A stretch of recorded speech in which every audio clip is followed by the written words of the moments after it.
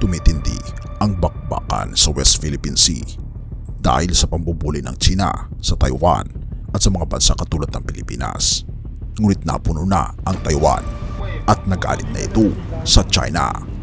Ano nga ba ang magiging resulta nito? Atin itong pag-usapan, mga kaibigan. Kaya nga pala mga kaibigan, kung nais nyo mag-donate sa ating channel, ay hinihikayat kita na sumali sa ating membership club na kung saan mabe-benefit ka sa mga private chats, badges, gayon din makakatanggap ka ng ating free ebook na Steps to Christ. Ito ang isa sa mga pinakasikat na anti-stress na libro sa buong mundo ngayon. Salamat kaibigan sa inyong pagsuporta sa pag-join sa ating membership. At balik tayo sa ating topiko. Nagalit ang Taiwan sa unilateral na pagbabago ng China sa flight path sa Taiwan Strait. Sabi ng Civil Aviation Administration ng China, itinuturing na kinakansela ang offset measure para sa southbound operation ng M503 flight route na nasa kanluran ng median line ng Taiwan Strait. Ipinahayag ng pamahalaan ng Taiwan ang galit matapos baguhin ng China ang unilateral ang flight path na malapit sa sensitibong median line sa Taiwan Strait na sinasabi na tila isang sadyang pagsusumikap na baguhin ang status quo para sa posibleng military means. Sa maikling pahayag ng Civil Aviation Administration ng China noong Martes, Enero 30, sinabi nitong mula sa Huwebes ay kinakansela nito ang offset measure para sa southbound operation ng M503 flight route na nasa kanluran ng median line strait. Ang median line ay naglingkod ng mga taon bilang isang di-opisyal na harang sa pagitan ng Taiwan na kinikilalang pagmamayari ng China. Ngunit sinasabi ng China na hindi ito kinikilala at madalas nang dumadaan ang warplanes nito roon bilang pagsusumikap na pilitang tanggapin ng Taipei ang kanilang paghahari. Sinabi rin ng China na bubuksan nito ang mga ruta mula sa kanluran patungo sa silangan, sa ibang salita patungo sa Taiwan, sa dalawang flight paths mula sa Xiamen at Fuzhou City ng China na malapit sa mga islang kontrolado ng Taiwan na Kinmen at Matsu. Itinuturing ng Civil Aviation Administration ng Taiwan at ng Mainland Affairs Council na nagpapasya sa pulisiya ng China.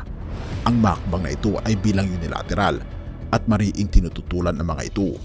Sinabi ng Mainland Affairs Council na binabaliwala ng China ang kaligtasan sa paglipad, binabastos ang Taiwan at sinusubukang ibalot ang civil aviation para sa pampolitika o militar na mga pagsasaalang-alang na maaring baguhin ang status quo sa strait.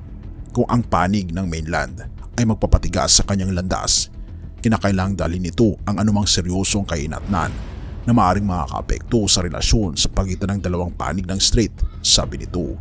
Iniulat ng Taiwan Affairs Office ng China ang mga pagbabago bilang karaniwan at upang makatulong sa pag-alis ng presyon sa espasyo sa himpapawid. Ito rin ay makakatulong sa pagpapabuti ng operasyon ng paglipad sa pagitan ng dalawang panig ng strait at mas pinauusad ang mga palitan sa pagitan ng mga tao na ayon sa mga karaniwang interes ng mga kababayan sa parehong panig ng strait. Ito'y pahayag din ng Rappler na kung ating makapansin, galit na ang Taiwan sa mga pambubuli at pambabastos ito sa kanilang bansa. Kaya inahanda naman ng Taiwan ang kanilang mga sibilyan, maging ang mga military na pinaiigting nila na sila ay maging handa na maging armado dahil anytime ay magkakaroon ng pagputok ng digmaan na pwedeng sumugot ang China sa Taiwan at ito ang magiging hudyat ng isa sa pinakamalaki na digmaan sa kasaysayan sa ating hinaharap. Ngunit nawa ay magkaroon ito ng pagbabago at magkaroon ng kapayapaan sa lahat ng panig sa West Philippine Sea. Ngunit anuman ang mangyari, kumapit tayo sa pananampalataya sa ating Panginoon Diyos at ipanalangin natin ang kaligtasan ng ating bansa, ang kaligtasan ng ating pamilya.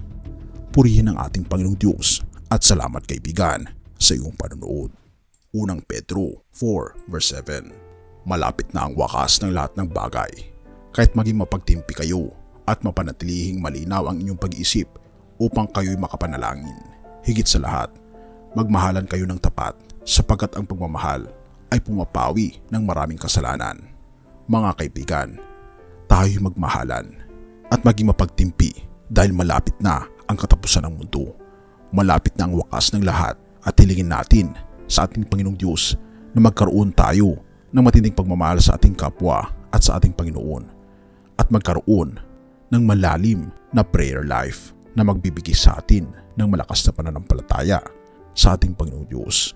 Hayaan nating magsalita ang ating Panginoong Diyos sa ating buhay sa pamamagitan ng kanyang salita sa banal na kasulatan at simulan natin ito ngayon na. Purihin ang ating Panginoong Diyos at salamat kaibigan sa iyong panonood. Tayo manalangin. Ama naming banal, mga Panginoon naming Diyos, kami po'y lubos na nagpapasalamat sa inyo pong pagmamahal sa amin. Panginoon, tumitindi ang mga tensyon sa bawat panig ng mundo. Now, Panginoon, ay tulungan kaming ihanda ang aming mga sarili na magkaroon ng malakas na pananampalataya sa inyo at pakalinisin kami, Panginoon, sa lahat ng aming pagkukulang at pagkakasala upang maging karapat dapat kami, Panginoon, sa inyo pong biyaya at sa inyo pong proteksyon. Purihin ka, o aming Panginoong Diyos, at patawarin po kami sa lahat ng aming pagkukulang at pagkakasala pagkat ito aming samuthiling sa matamis na pangalan ng aming Panginoon Jesus. Amen.